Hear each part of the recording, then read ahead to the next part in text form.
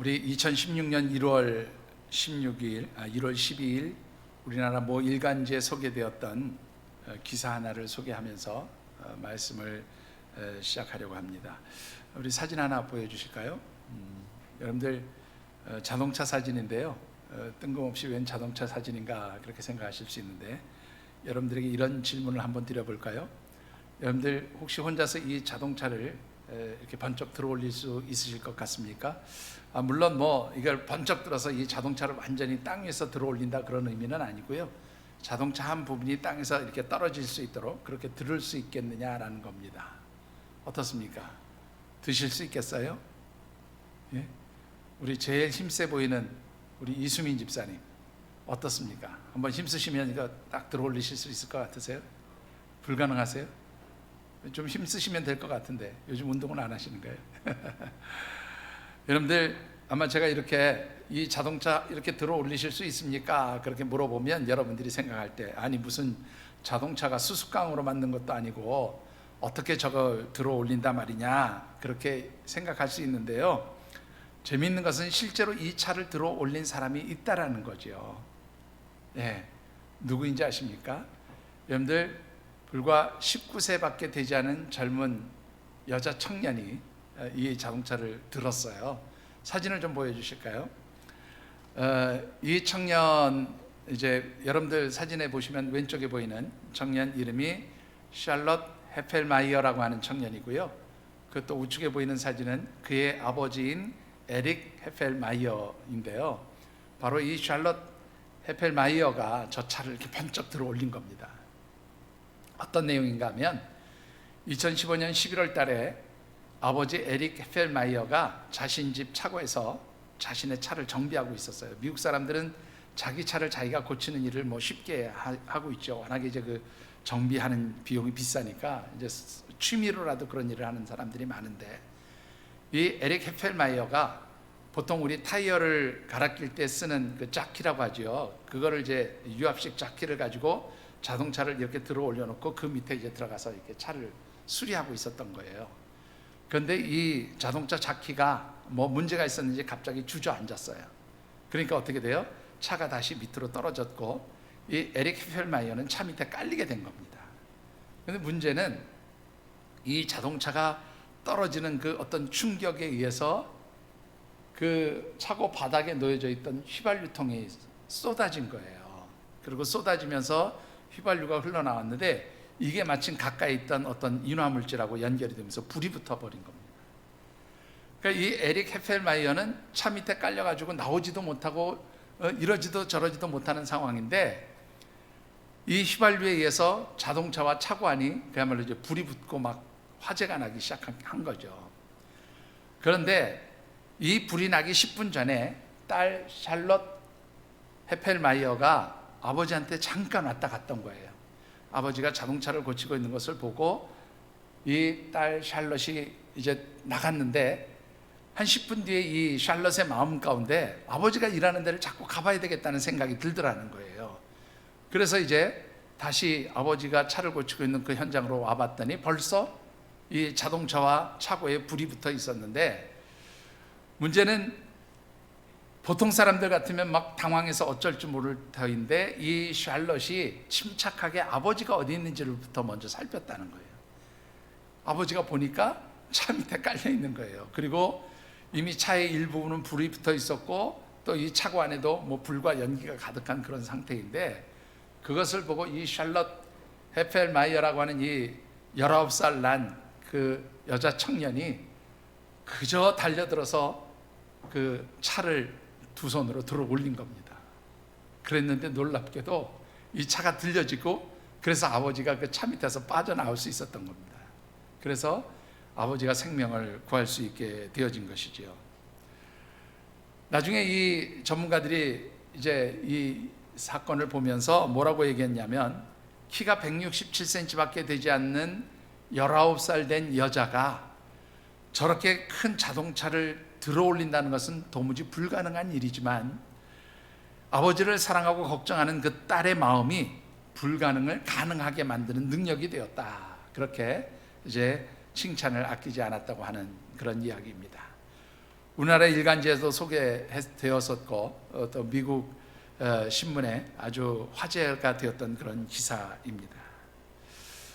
여러분들 어떻습니까? 여러분들도 이 자동차 한번 번쩍 들어올 수 있는 그런 특별한 능력이 있으신지요? 아니, 그런 힘 있는 능력은 아닐지라도 남들에게 없는 어떤 특별한 능력이 여러분들에게 있으십니까? 만약 그런 능력이 있다면 여러분들은 그 능력을 어떻게 가질 수 있게 되었는가 한번 생각해 보신 적이 있는지요? 아니면 아이고 나는 아무런 능력이 없어요, 나는 무능력한 사람입니다, 그렇다면 혹시 좀 특별한 능력을 가지고 싶은 마음이 있지는 않으신지요? 만일 그런 마음이 있다면 우리가 어떻게 특별한 능력을 가질 수 있게 되어질까라는 것입니다. 2022년 후반부를 시작하는 7월에 우리가 함께 묵상하는 말씀의 주제, 한번 같이 이 한 달 묵상하는 말씀 주제를 읽어보실까요? 내 삶의 끝자락은 하나님의 역사가 시작되는 곳입니다. 예, 한 번 더 읽어보시죠. 힘있게 읽어보십시다. 오늘 마지막인데 같이 한 번 다시 힘있게 읽어봅니다. 시작. 내 삶의 끝자락은 하나님의 역사가 시작되는 곳입니다. 예, 우리가 인생을 살아가면서 하나님께서 우리에게 주신 모든 인생의 날들 동안에 우리가 항상 성공하는 삶을 사는 것만은 아닙니다. 오히려 다양한 모습의 실패들을 경험하게 되어지는 거지요. 그리고 그 실패의 자리를 우리는 보통 내 삶의 끝이 온 것처럼 그렇게 생각하는 경향들이 많이 있습니다. 그러나 우리가 당하게 되어지는 그 모든 실패의 자리, 삶의 끝자락처럼 느껴지는 그 자리들은 우리가 패배하고 낙심하고 절망하는, 그래서 우리가 망하는 그런 자리가 아니라 오히려 그런 자리를 통해서 우리를 더 값지게 사용하시려는 하나님의 섭리와 계획 가운데 우리를 연단하시고 훈련시키시고 또 그래서 우리를 더 새롭게 하시는 하나님의 역사가 시작되고 하나님의 능력이 시작되어지는 자리라 하는 관점에서 우리가 7월 한 달 말씀을 묵상하고 있습니다. 그래서 7월 첫 번째 주일에 드렸던 말씀은 이사야를 통해서 고독과 상실의 실패의 자리는 하나님과의 만남을 통해서 새로운 회복이 시작되어지는 축복의 자리다, 그런 말씀을 드렸고, 두 번째로 드렸던 말씀은 예레미야가 본 진흙과 토기장의 그 사건을 통해서, 그 환상을 통해서 내 삶이 터지고 깨어지는 그런 실패의 자리는 내가 망하고 죽는 자리가 아니라 나를 하나님의 뜻대로 사용하시기 위해서 나를 새롭게 빚으시고 만드시는 그런 하나님이 역사하시는 축복의 자리라 하는 말씀도 드렸습니다. 세 번째 드렸던 말씀은 욥의 고난을 통해서 내 삶의 자리에 있는 모든 것들을 비우게 하시는 하나님의 섭리는 하늘에 신령한 것으로 내 삶을 더 풍성하게 채워주시려는 하나님의 계획이 담겨져 있는 축복의 자리가 된다는 말씀도 드렸습니다. 그리고 지난주에 드렸던 말씀은 요나의 이야기를 통해서 나의 계획과 준비로 인해서 무엇인가를 시작했다가 실패하는 자리를 만나게 되었을 때 그 자리는 바로 하나님께서 내게 맡기시고자 하는 사명이 새롭게 시작되어지는 그런 자리다라고 하는 말씀을 드렸습니다. 오늘 마지막 다섯 번째로 드리고 싶은 말씀은 내게 있는 가시는 내게서 하나님의 능력이 시작되며 나타나게 되어지는 축복의 자리가 되어진다는 말씀을 드리고 싶습니다. 오늘 우리에게 주신 하나님의 말씀은 사도 바울의 귀한 신앙의 고백이 담겨져 있는 그런 말씀입니다. 특별히 주신 말씀을 묵상하는 가운데 우리 모두 누구에게나 있는 그 연약함을 가져오는 나의 가시가 더 이상 연약함이 아니라 내게 능력을 주시는 하나님의 그 놀라운 섭리와 은혜와 하나님의 능력이 나타나는 그러한 아름다운 통로로 변화되어지는 역사가 있게 되기를 주님의 이름으로 축원합니다. 자, 오늘 주신 말씀을 통해서 우리가 먼저 묵상해 보고 싶은 것은 왜 하나님의 자녀, 하나님의 백성된 우리 성도들에게 가시라는 것이 찾아오게 되느냐 하는 것입니다. 우리 하나님의 자녀들에게 가시가 있게 되어지는 것은 하나님의 자녀들을 영적으로 교만하지 않게 하실 뿐만 아니라 그 가시를 통해서 하나님의 능력, 하나님의 은혜가 나타나는 그런 통로가 되도록 하기 위해서 하나님께서 주신 선물, 하나님께서 주신 축복이 바로 가시다, 그런 말씀을 드리려고 합니다. 본문 7절의 말씀을 같이 받들어 읽어보겠습니다. 여러 계시를 받은 것이 지극히 크므로 너무 자만하지 않게 하시려고 내 육체에 가시 곧 사탄의 사자를 주셨으니 이는 나를 쳐서 너무 자만하지 않게 하려 하심이라. 자, 오늘 이 말씀을 보니까요, 사도 바울에게 자신에게 뭐가 있다고 고백해요? 무슨 가시? 육체의 가시, 곧 뭐가 있다? 사단의 사자가 내게 있다. 그렇게 고백하고 있어요.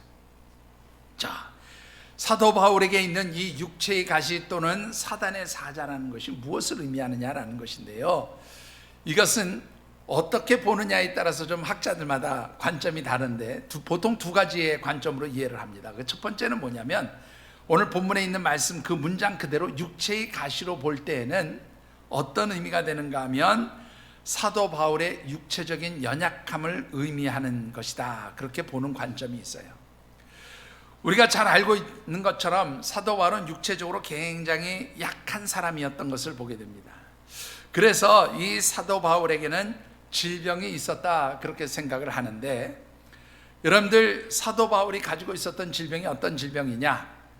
학자들마다 좀 사도 바울이 이런 질병이 있었다, 저런 질병이 있었다 그러는데, 여러분들 보통은 그 두 가지의 질병을 이야기합니다. 하나는 뭐냐면, 사도 바울이 이 다메섹으로 가는 그 길 위에서 예수님을 만나게 되고 그때 갑자기 강한 빛을 보게 됨으로 인해서 순간적으로 어떻게 해요? 눈이 멀어버리게 되지요. 물론 하나님께서 그 눈을 치료해 주셨지만 그때 그 본 강한 빛으로 인해서 사도 바울에게는 일평생 눈병, 곧 안지를 달고 사는 그런 아픔이 있었다, 그렇게 보는 학자들이 있고요. 또 일부의 학자들은 간질이 있었다고 그렇게 보기도 합니다. 이 간질이 있었다는 것은 아주 그 강한 빛에 의해서 우리 그 어떤 그 신경계통에 문제가 생기면 간질이 올 수 있다고 그래요. 그래서 생긴 것이 바로 사도 바울이 가지고 있는 육체적인 질병이었다, 그렇게 보는 그런 학자들의 이해가 있습니다. 아무튼 중요한 것은 이 사도 바울이 가지고 있었던 질병이 어떤 질병인지 정확하지는 않지만, 의사 누가가 항상 사도 바울 곁에서 그를 보살폈던 것을 보면 사도 바울이 이 육체적으로 굉장히 연약했고 또 질병도 그에게 있었음을 우리가 보게 되어집니다. 자, 이 사도 바울에게 있는 육체적인 가시를 질병으로 보는 관점과 함께 또 하나는 사단의 사자라는 것으로 이해하는 관점이 있어요. 이 사단의 사자라고 하는 말은 풀어서 설명하면 사단에게 쓰임을 받는 사도 바울의 대적자가 있었다, 그런 의미로 해석을 하는 성경학자들이 있습니다. 우리가 잘 아는 대로 말이죠, 이 사도 바울은 복음을 전하는 과정에서 많은 그러한 영적인 대적자들을 만나게 되어집니다. 어떤 대적자들은 말이죠, 사도 바울이 예수님의 직접 가르침을 받은 그런 사도가 아니었다, 그리고 그는 예수님을 직접 대면해 보지도 않았던 사람 아니냐, 그러니까 사도 바울은 사도권이 없는 그런 가짜 사도다, 그렇게 사도 바울을 비난하는 그런 대적자들이 있었습니다. 그런가 하면 이 유대주의의 영향을 받은 그러한 사람들 중에는 사도 바울이 믿음으로 구원을 얻게 되는 것이라 그렇게 가르쳤던 이신득이의 그 복음의 교리, 복음의 진리가 율법을 무시하는 잘못된 가르침, 잘못된 복음이다, 그렇게 이야기를 하면서 사도 바울을 비난하는 그런 대적자들도 있었어요. 여러분들 한번 생각해 보시죠. 만일 말이죠, 누가 저한테 저 신성진 목사는 신학 공부도 제대로 하지 않은 정통성이 없는 목사야, 그렇게 막 비난을 하면서 소문낸다고 한번 가정해 보십시다. 그런가 하면 제가 설교를 할 때마다 그 설교를 듣는 어떤 사람이 말이죠, 저 신성진 목사가 설교하는 건 다 어디서 주워온 짜집기한 설교고 어디서 주워온 정말로 거짓된 가르침이야, 만약 그렇게 저를 조롱하고 비난한다고 한번 생각해 보시죠. 여러분들 어떨 것 같습니까? 아마 감당하기 힘들 것 같아요. 정말로 고통스러울 것 같습니다. 사도 바울에게 바로 이런 가시가 있었다, 그렇게 해석을 하는 학자들도 있어요. 자, 중요한 것은 이것이 육체적인 가시가 되었든 혹은 사단의 사자로서 주는 영적이고 정신적인 그런 가시 쓴뿌리가 되었던 간에 사도 바울에게 이 가시가 있었던 것은 틀림이 없는 것이죠. 문제는 이 가시로 인해서 사도 바울이 어떤 상태가 되었느냐라는 거예요.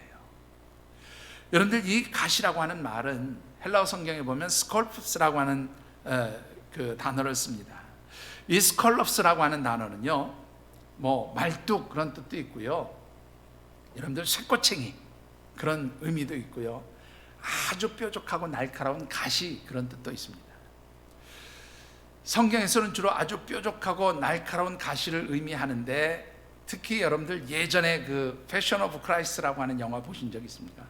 거기에 보면 예수님께서 십자가에 못 박히시는 그 장면이 아주 생생하게 그렇게 영상으로 잘 그려졌었는데, 그때 예수님의 그 손에 발에 그 박혔던 못, 그것을 상상해 보시면 아마 이 가시라는 의미가 분명히 이해가 될 것 같아요. 사도 바울에게는 그런 아주 날카로운 쇠꼬챙이 같은 그런 대못으로 그를 찌르고 괴롭게 하는 그런 가시가 있었다. 그렇게 지금 사도 바울은 고백을 하고 있는 거죠. 여러분들, 이 사도 바울이 가지고 있었던 그 가시가 육체적인 질병이 되었던, 혹은 그를 대적하는 영적 대적자들이 되었던 간에 사도 바울은 자신에게 있는 이 가시 때문에 심히 연약해질 수밖에 없었고, 영적으로도 그를 참으로 힘들고 고통스럽게 만드는 그런 약함이 되었다. 그렇게 사도 바울은 지금 고백하고 있는 것입니다. 문제는 왜 이런 가시들을 하나님께서 사도 바울에게 주셨느냐 하는 것이지요. 여러분들 한번 잘 생각해 보시죠. 하나님께서 사도 바울을 왜 부르셨다고 그래요? 조금 전에도 말씀드렸지만 다메섹 도상으로 가는 도중에 하나님께서 그를 부르셨을 때에, 하나님 그를 통해서 이방인들에게 하나님의 말씀 복음을 증거하기 위해서, 이방의 군주들에게 하나님의 살아 역사심을 증거하기 위한, 이방인을 위한 사도로 하나님 그를 특별히 택하시고 부르셨다. 그렇게 말씀하셨습니다. 뭐 이러니 저러니 해도 하나님께서 쓰시겠다고, 하나님께서 하나님이 필요로 하는 일에 그를 사용하시겠다고 사역자로 불러주셨다면, 여러분들 어떻게 해요? 그 사역을 편안하게 감당할 수 있도록 능력 주시고 좀 편안하게 해주시고 모든 게 형통하게 안정되게 그렇게 갈 수 있도록 도와주시지는 못할 망정, 도리어 가시를 주셔서 힘들게 하시고 고통을 주시고 아프게 하신다고요. 여러분들, 만일 여러분들 같으면 이런 상황에서 어떤 그런 고백을 하시겠습니까? 엄마 원망할지도 모르죠. 하나님께 해도 너무하십니다, 이렇게 불평과 또 하나님께 대한 속상함을 토론해 놓을 수도 있을 것입니다. 오늘 본문 말씀 보면 이 가시가 누구로부터 온 거예요? 하나님께로부터 온 거예요. 하나님 주신 것이었다라고 고백하고 있어요. 여러분들, 왜 하나님 이런 아픈 가시들을 사도 바울에게 주셨냐라는 거예요. 그 이유에 대해서 사도 바울은 뭐라고 고백하냐면, 자만하지 않도록 하기 위해서, 다른 말로 바꾸면 내가 교만해지지 않도록 하기 위해서 하나님 내게 가시를 주셨습니다. 그렇게 고백합니다. 왜 사도 바울이 교만해질까 하나님 걱정하셨을까요? 왜 사도 바울이 자만해질까 봐 걱정하셨을까요? 여러분들, 이 7절 앞부분을 보면 뭐라고 되어 있습니까? 내가 받은 계시가 많고 지극히 큽니다. 그렇게 고백하고 있어요. 여러 계시를 받은 것이 지극히 큽니다. 이 말을 다른 말로 바꾸면, 내가 하나님께 많은 계시들을 받았고 그 계시를 통해서 나는 하나님의 많은 은혜를 받은 사람입니다.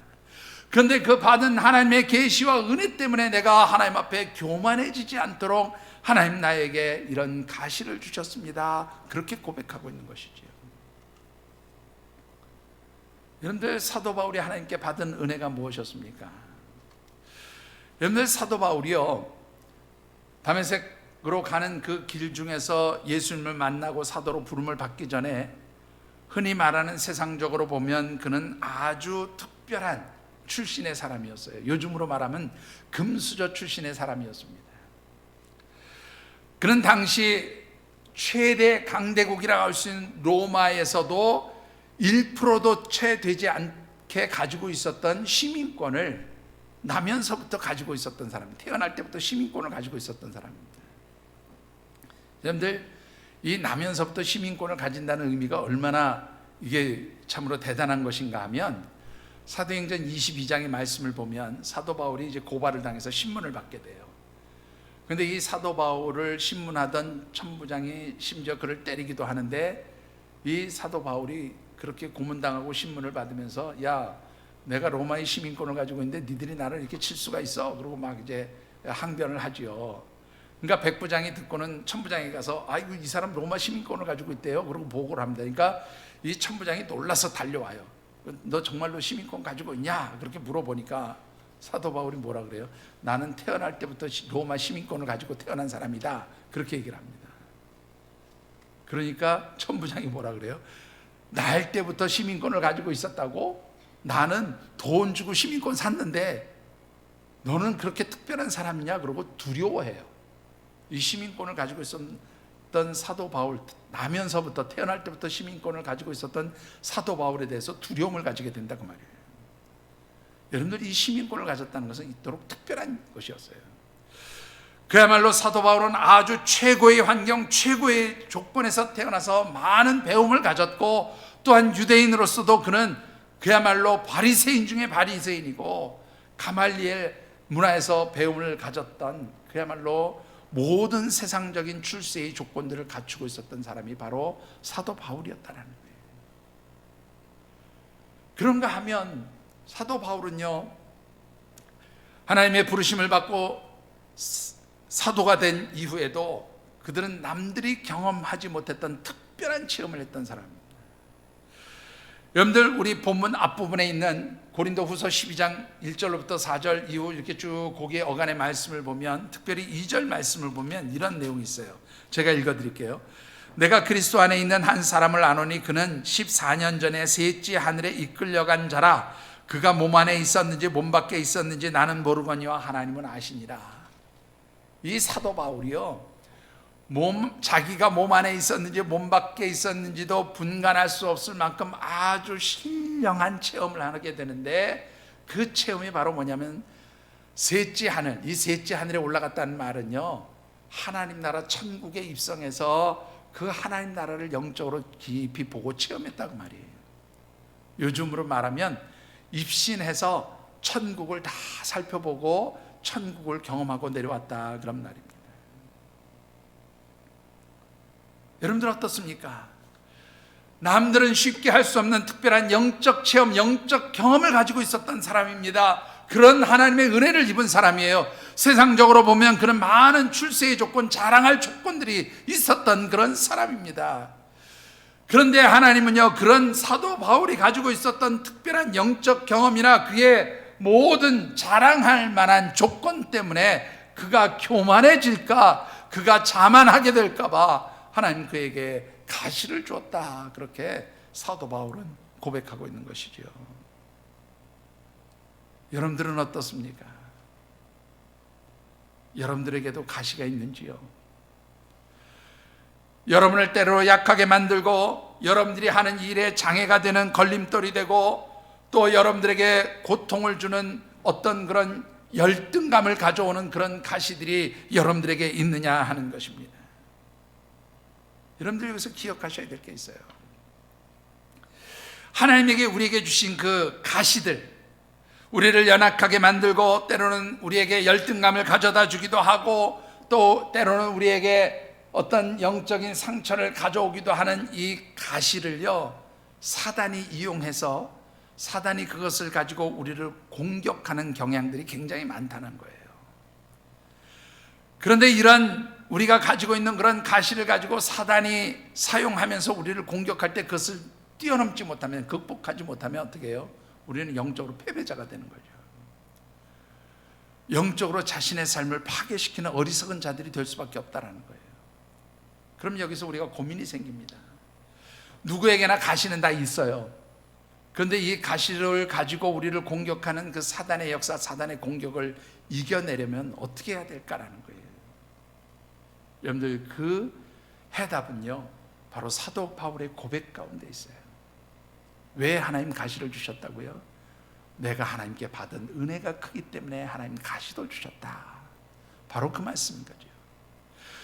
여러분들이 정말로 어떤 가시를 가지고 있든지 여러분들에게 가시가 있다면 그 가시는 내가 하나님께로부터 받은 많은 은혜가 있기 때문에, 하나님께서 주신 내게 많은 은혜의 선물, 축복의 선물들이 있기 때문에 그것으로 인해서 내가 교만해지지 않도록 하나님께서 나를 붙들어 주시는 그러한 통로, 선물, 그것이 바로 가시가 되어진다는 사실을 잊지 않게 되기를 주님의 이름으로 축원합니다.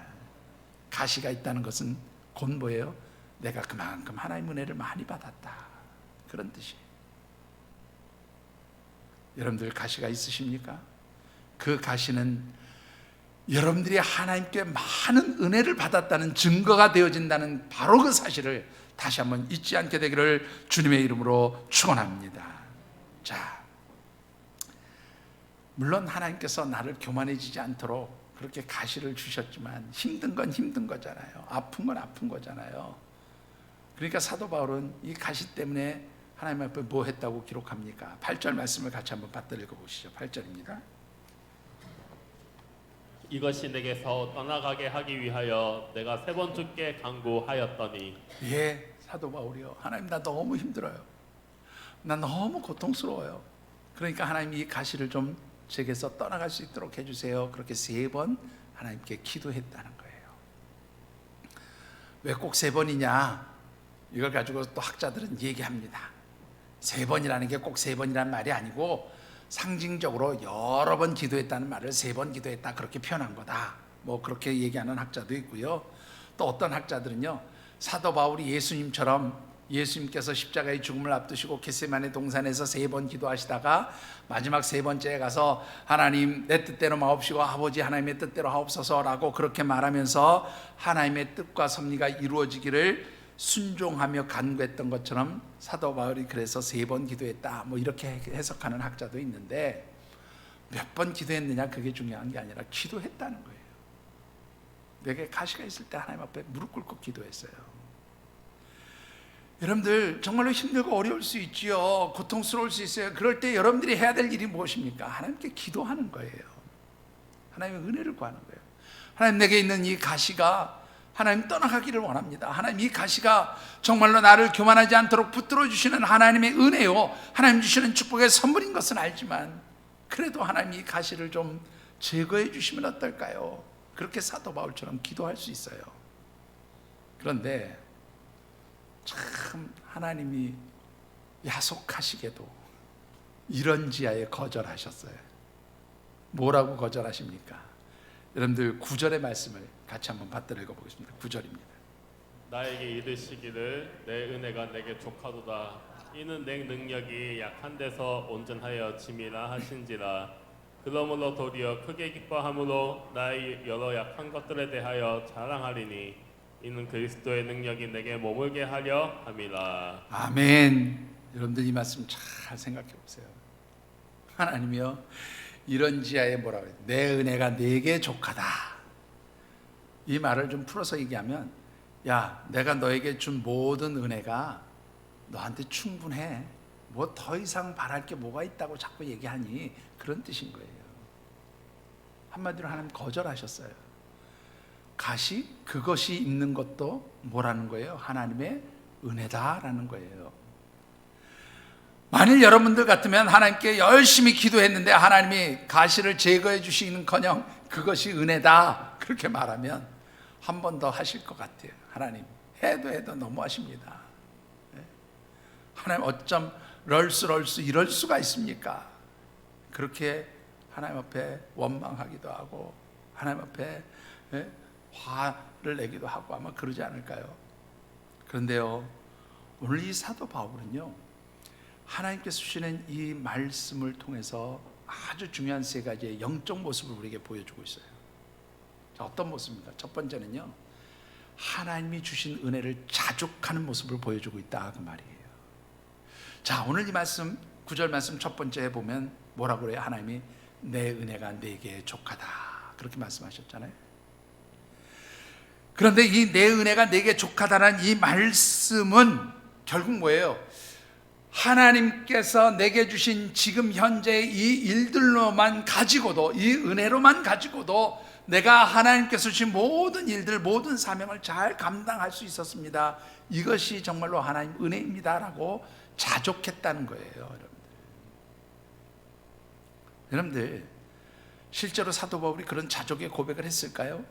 고린도전서 15장 10절의 말씀을 같이 한번 받들어 읽어보겠습니다. 고린도전서 15장 10절입니다. 그러나 내가 나된 것은 하나님의 은혜로 된 것이니 내게 주신 그의 은혜가 헛되지 아니하여 내가 모든 사도보다 더 많이 수고하였으나 내가 한 것이 아니요 오직 나와 함께 하신 하나님의 은혜로다. 아멘. 여러분들, 사도 바울이요, 예수님께 직접 택함을 받았던 그 12명의 사도들, 그들처럼 그도 예수님께 부름을 받았지만 사도 바울이 생각할 때 자기는 그 어떤 사도보다 더 많이 수고했고 더 많은 어려운 일들도 겪었고 더 많이 하나님 앞에 쓰임을 받았다라고 고백을 하고 있어요. 그런데 여러분들, 사도 바울이 만약 건강했다면 어떤 생각을 가졌을까요? 사도 바울에게 가시가 없었다면 이게 다 누구의 능력? 누구의 능력? 나의 능력, 내 힘, 내가 잘나서 내가 가진 그런 힘으로 이 모든 것을 감당했다라고 그렇게 착각할 수 있었다는 거예요. 실제로 사도 바울이요, 여러분들 잘 아시는 아테네에 가서 복음을 증거할 때에 여러분들, 그가 이 아테네 사람들, 곧 헬라 철학에 아주 뛰어난 이 사람들 앞에 가서 복음을 전할 때 그가 아주 처절한 실패를 경험하게 되거든요. 근데 그때 사도 바울이 자신만만하게 사실 그곳에 들어갔어요. 왜? 자신이 굉장히 뛰어난 그러한 철학적 배움을 가지고 있었던 사람이거든요. 그야말로 사도 바울은 이 헬라 사람들과 철학적 논쟁을 해도 충분히 그들을 설득해낼 수 있는 능력이 있었어요. 그래서 그는 그런 자신감을 가지고 당당하게 이 아덴 사람들 앞에 가서 복음을 전하는데요, 이 아덴에서 증거했던 설교가 사도행전 17장에 기록되어 있는데, 이 설교를 보면서 신학자들이 뭐라고 얘기하냐면 가장 완벽한 설교 중에 하나다, 그렇게까지 평가를 합니다. 그런데 거기에서 그는 실패하고 말아요. 실패하고. 그래서 사도 바울이 뭐라고 얘기합니까?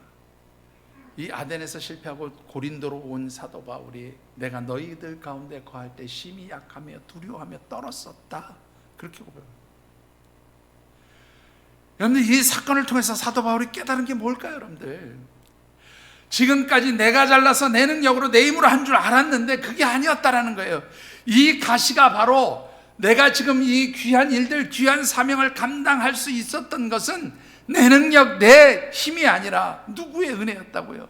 하나님의 은혜였음을 내가 깨닫게 되었습니다. 이 고백을 하는 거예요. 그래서 가시가 있음도 나는 하나님의 은혜임을 깨닫고 자족하게 되어집니다. 그렇게 고백하고 있는 것이죠. 사랑하는 성도 여러분, 여러분들에게 어떤 가시가 있든지 그것이 하나님의 은혜로 그렇게 고백되어지는 우리 하나님쌤 가족들이 되어지시기를 주의 이름으로 축원합니다. 하나님, 내게 가시가 있어도, 내게 아픔이 있어도, 내게 연약함이 있어도 이것이 나를 나 되게 하시는, 나를 이 자리에 서게 하시는 하나님의 은혜입니다. 이 고백이 오늘 저와 여러분들의 고백, 사도 바울의 고백이 바로 우리의 고백이 되어지기를 다시 한번 주님의 이름으로 축원합니다. 두 번째로요, 사도 바울은 자신에게 있는 이 가시를 오히려 기뻐했다, 그렇게 고백합니다. 여러분들 9절 말씀 가운데 우리 중간 이후, 그러므로 거기서부터 다시 한번 읽어보실까요? 그러므로 도리어 크게 기뻐함으로 나의 여러 약한 것들에 대하여 자랑하리니 이는 그리스도의 능력이 내게 머물게 하려 함이라. 자, 내게 가시 약함이 있는 것들을 오히려 어떻게 해요? 크게 기뻐하리니, 그 이유가 뭐냐면 이는 그리스도의 능력이 내게 머물게 하려 함이라. 여러분들, 이 머무르다라는 단어가요, 히브리어 성경에 보면 쉐키나라고 하는 단어를 쓰는데, 이게 뭐냐면 이스라엘 백성들이 광야에서 장막을 쳐놓고 하나님을 섬기는, 하나님의 성소를 장막으로 이렇게 만들어 놓고 하나님을 섬겼잖아요. 왜 이스라엘 백성들이 그 장막을 쳤을 때에 하나님의 영의 임재, 하나님의 신이 그 가운데 임재하셨어요. 바로 이 성소 위에 하나님의 장막, 하나님의 성전 위에 하나님의 영이 임재한 그것을 쉐키나, 하나님의 신이 머무르다, 그렇게 표현하고 있고, 이것은 바로 하나님의 임재하심을 나타내는 단어예요. 여러분들, 지금 본문에서 사용하는 것이 바로 똑같은 의미입니다. 내가 나에게 있는 그 연약함을 도리어 기뻐하는 이유는, 내가 연약해질 바로 그때에 누구의 임재하심이 있어요? 하나님의 임재하심이 있었다는 거예요. 우리 주님의 임재하심이 있고, 그 임재하심을 통해서 하나님 내게 주시는 능력이 있었기 때문에 나는 오히려 이 가시가 있음을 기뻐하게 되었습니다. 그렇게 고백하는 거예요. 여러분들, 하나님은요 절대로 잘난 사람에게 능력 주시지 않아요. 절대로 똑똑한 사람에게 능력 주시지 않아요. 절대로 여러분들 힘 있는 사람에게 능력 주시지 않아요. 하나님 앞에 연약한 사람들, 하나님 앞에 낮아지는 사람들, 하나님 앞에 자신의 무능함을 고백하는 그야말로 질그릇 같은 바로 그런 사람들에게 하나님 은혜를 주시고 능력을 주시는 줄 믿으시기 바랍니다. 그래서 사도 바울은 고린도후서 4장 7절에 이런 고백을 하고 있는 것이지요. 우리 고린도후서 4장 7절의 말씀을 같이 받들어 읽어보겠습니다. 우리가 이 보배를 질그릇에 가졌으니 이는 심히 큰 능력은 하나님께 있고 우리에게 있지 아니함을 알게 하려 함이라. 우리가 질그릇 같은 연약한 존재이지만 그 연약함을 하나님 앞에서 고백할 때, 그 연약함을 하나님 앞에서 오히려 기뻐할 때에 하나님께서 크신 능력을 사도 바울과 그런 하나님의 임재하심을 인정하는 사람들에게 주셨다 그 말이에요. 여러분들, 하나님 앞에 낮아지시고 연약함을 고백하는 우리 믿음의 가족들이 되어지시기를 주의 이름으로 축원합니다. 그리고 그 연약함을 오히려 기뻐하실 수 있게 되기를 바랍니다. 왜냐하면 내가 가진 그 연약함은 바로 하나님의 하나님의 능력을 덧입는 통로가 되어지기 때문에, 하나님 능력을 부어주시는 은혜의 자리요, 나의 그 연약함이 곧 우리 주님 예수 그리스도의 임재하심 가운데 있게 되는 그러한 축복의 자리가 되어지는 줄 믿으시기 바랍니다.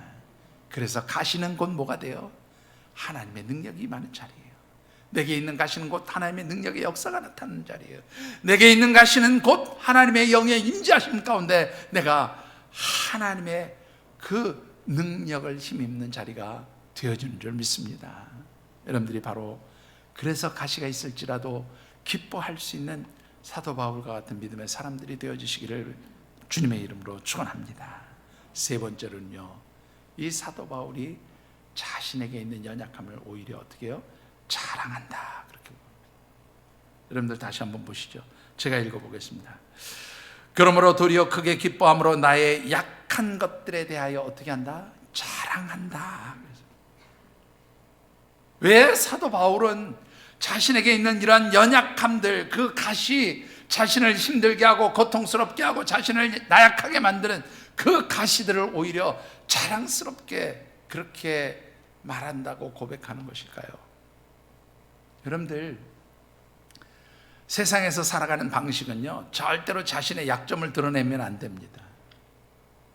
맞죠?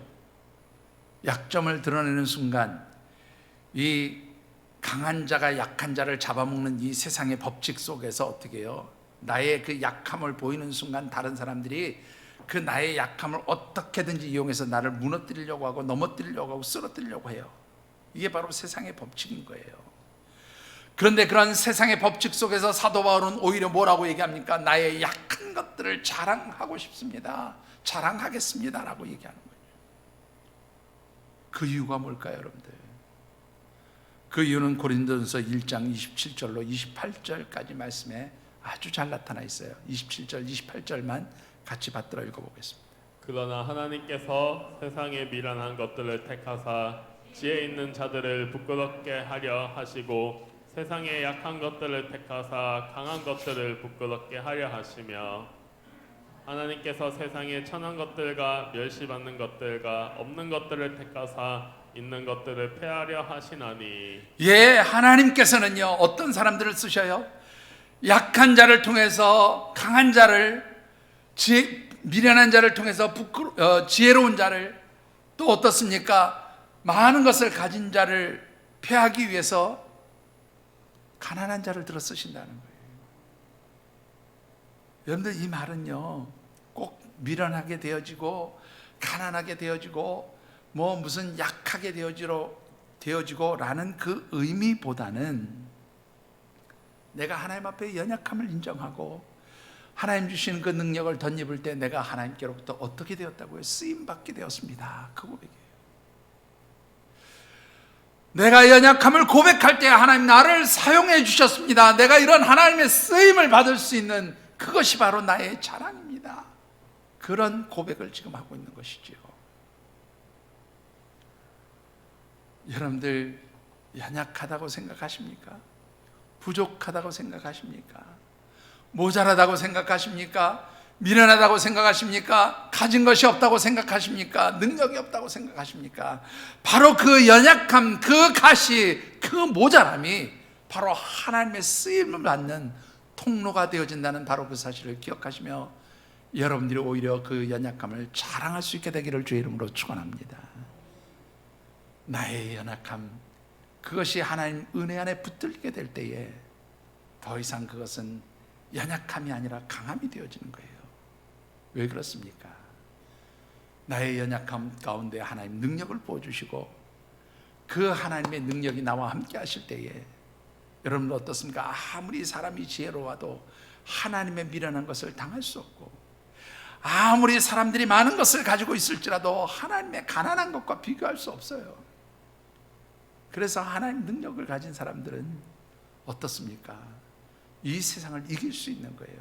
이 세상을 이길 수 있도록 하나님께서 능력을 부어주시고 하나님께서 그를 사용해 주시는 줄 믿습니다. 여러분들, 정말로 내게 가시가 있다면 그 가시는 더 이상 나를 힘들고 고통스럽게 하는 것이 아니라 하나님께서 내게 주시는 은혜의 자리, 축복의 자리가 되어짐을 고백하는 우리 귀한 믿음의 식구들이 되어주시기를 주님의 이름으로 축원합니다. 우리에게 있는 그 가시를 통해서 하나님 주시는 은혜에 대해 자족함을 배우고 오히려 가시가 있음을 감사하며 기뻐하며 또 그래서 그것을 통해서 주님의 능력이 내게 임재하시고 또한 그 가시로 인해서 내가 약함을 인정할 때에 하나님 쓰임을 받게 된 것, 그것을 자랑할 때에 하나님 우리에게 어떤 은혜, 어떤 축복을 주십니까? 여러분들 9절과 10절의 말씀을 다시 한번 받들어 읽어보겠습니다. 나에게 이르시기를 내 은혜가 내게 족하도다. 이는 내 능력이 약한 데서 온전하여 짐이라 하신지라. 그러므로 도리어 크게 기뻐함으로 나의 여러 약한 것들에 대하여 자랑하리니 이는 그리스도의 능력이 내게 머물게 하려 함이라. 그러므로 내가 그리스도를 위하여 약한 것들과 능력과 궁핍과 박해와 공고를 기뻐하노니 이는 내가 약한 그때에 강함이라. 아멘. 여러분들 여기에 보시면요, 내가 약함을 인정할 때 9절의 말씀을 먼저 보시면 약한 데서 어떻게 된다고요? 온전해졌다, 그렇게 말해요. 약한 가운데서 오히려 온전해졌습니다. 완벽해졌습니다. 그러면 내 힘으로 완벽해진 게 아니에요. 내가 약함을 인정하고 고백하고 내게 있는 그 가시를 오히려 하나님께서 주시는 은혜로 감사할 때 하나님 그 약함을 통해서 나를 어떻게 해요? 완전하게 만드셨다, 완성되게 하셨다고 말입니다. 뿐만 아니라 10절 말씀을 보면 여러분들 약한 그때 내가 강하게 되었습니다, 그렇게 고백해요. 이 강함이란 말은요, 이 헬라 성경 원문에 보면 듀나미스라고 하는 단어를 씁니다. 듀나미스. 이 듀나미스라는 말이 말 그대로요, 폭발적인 힘을 의미하는 단어죠. 예, 하나님의 능력, 듀나미스. 그것은 우리가 잘 아는 다이너마이트가 바로 이 듀나미스라고 하는 단어에서 나옵니다. 다이너마이트처럼 그렇게 강력한 힘이, 그 강력한 폭발력이 우리에게 주어지는 거죠. 그게 바로 하나님의 백성들이 가지는 능력이고 힘이에요. 세상적으로 보면 아무것도 아닌 것처럼 보이지만 그 가운데 하나님의 능력이 함께 하실 때에 바로 그것은 이 세상을 뒤집어 놓고 바꿀 수 있는 참으로 다이너마이트와 같은 그러한 크고 위대한 하나님의 능력과 힘이 되어지는 줄 믿습니다. 바로 여러분들에게 그런 힘을 하나님께서 주실 줄 믿습니다. 말씀을 맺습니다. 내 약함을 자랑하라 하는 그런 책을 쓴 이효진 대표 한 사람 소개하면서 오늘 말씀을 맺고 싶습니다. 사진 한번 보여주실까요? 예, 이효진 씨는요, 우리 나이로 하면 뭐 3살 때, 뭐 만 나이로 따지면 생후 18개월 때 펄펄 끓는 물이 담겨져 있던 그 주전자가 엎어지면서 얼굴과 왼손에 3도의 심한 화상을 입게 됩니다. 뭐 당시에 이렇게 뭐 여러 가지 방법으로 치료는 했지만 그 흉터와 상처들을 제대로 그렇게 고칠 수가 없어서 어린 시절 그리고 청소년기를 지나면서 사람들에게, 아이들에게, 또래 아이들에게 많은 놀림을 당하기도 했는데, 심지어 청소년기에는 남자아이들이 이효진 씨를 보면서 뭐라고 얘기했냐면 파충류 같다, 괴물 같다, 막 이렇게 놀리기도 해가지고 죽고 싶었던 때가 한두 번이 아니라 그렇게 고백을 하기도 합니다. 그녀가 20세가 되던 해에 수술을 했다고 그래요. 다시 한번 회복 복원하는 수술을 했는데 오히려 그 수술이 더 잘못되어서 더 흉한 모양이 되고 말았다, 그런 고백도 하고요. 그래서 자살까지 생각을 했다는 거죠.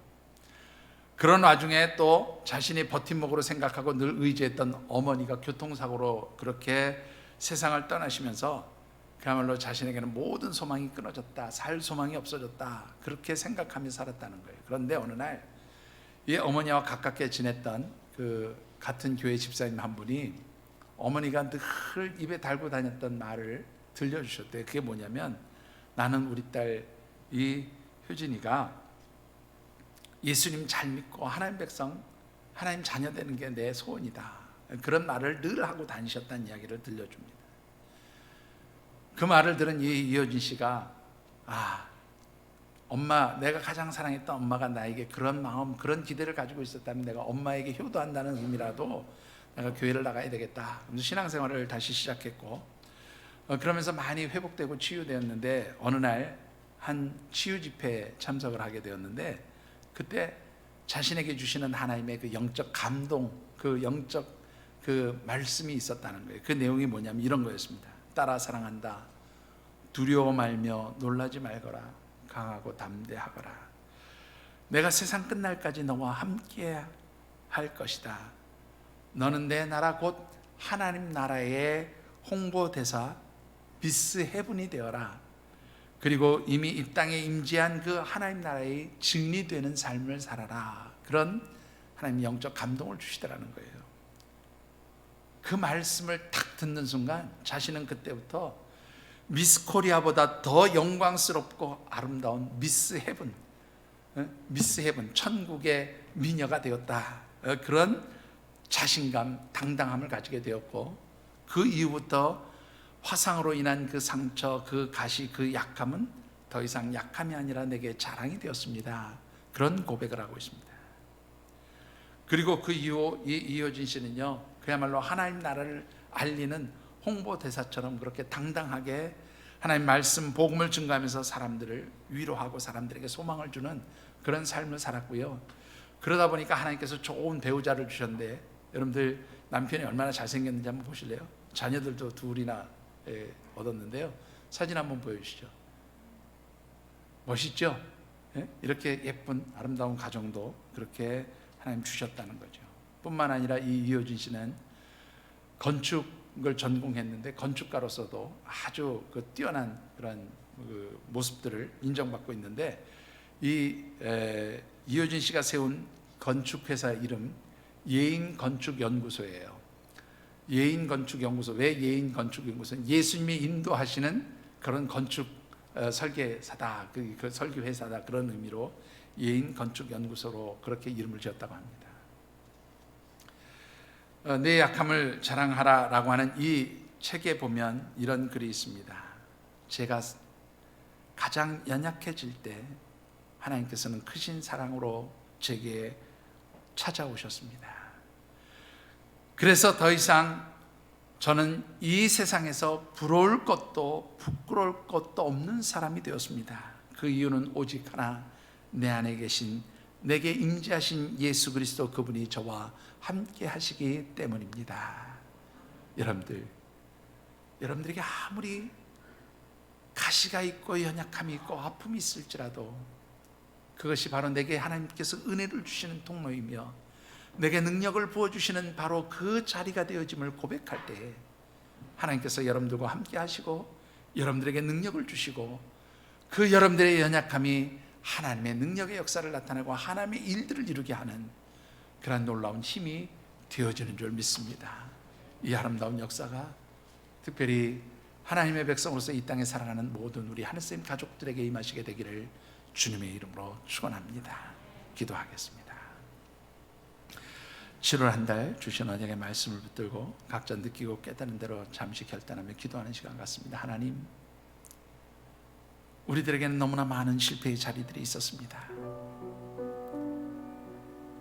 때로는 상실과 고독으로 인한 실패의 아픔이 있었고, 때로는 하나님 내 삶의 자리가 깨어지고 망가지고 부서지는 것과 같은 그런 아픔도 있었습니다. 때로는 내게 있는 모든 것을 다 거두어 가시고 나를 아무것도 없는 빈털터리처럼 그렇게 만드실 때도 있었습니다. 어떤 때는 내 삶을 정말로 아름답게 만들어 보겠다고 많은 것들을 계획하고 준비하고 그렇게 해서 무엇인가를 시작하고 도전했지만 처절하게 나를 부서뜨리신 하나님의 그 손길 안에서 나는 실패자라는 그런 낙심에 처했을 때도 있었습니다. 그러나 이 모든 것들이 하나님께서 내게 주신 가시였음을 고백합니다.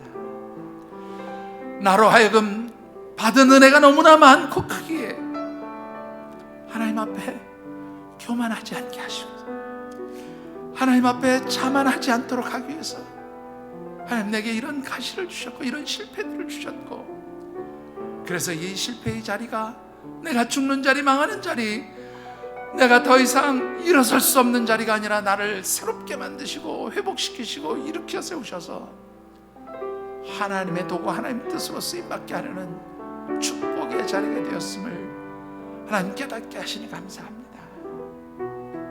각자 느끼고 깨달은 대로 고백하시면서 결단하는 기도의 시간을 갖습니다.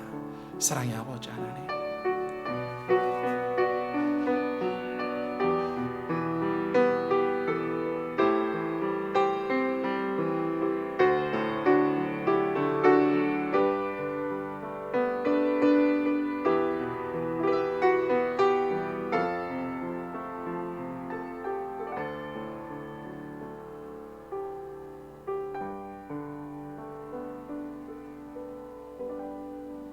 하나님 참으로 감사합니다. 우리의 실패의 자리가 실패의 자리가 아닌 우리를 회복시키시고 우리를 더 새롭게 사용하시려는 하나님의 섭리와 계획이 이루어지는 하나님의 역사와 하나님의 손길이 시작되어지는 축복의 자리임을 깨닫게 하시고, 우리에게 있는 가시가 우리를 연약하게 만드는 것이 아니라 그 가시를 통해서, 그 연약함을 통해서 오히려 하나님의 능력을 덧입는 그러한 놀라운 축복의 자리임을 깨닫게 하시니 하나님께 감사와 찬양과 영광을 올려드립니다. 하나님, 이제 하나님께서 택하여 주신 하나님의 백성으로서 더 이상 이 세상 가운데서 실패한 사람이 아니라, 낙심한 사람이 아니라, 절망한 사람이 아니라, 연약하다고 주저앉는 사람이 아니라, 그 실패와 연약함과 그 모든 아픔들을 통해서 오히려 하나님 나를 새롭게 만드시고 하나님 나를 통해서 위대한 하나님의 능력이 나타나게 하시는 그 실패가 하나님의 손길이 시작되어지는 자리임을 고백하며, 그렇게 당당한 하나님 백성으로서 세상을 향해 나갈 수 있도록 은혜를 주시니 감사드립니다.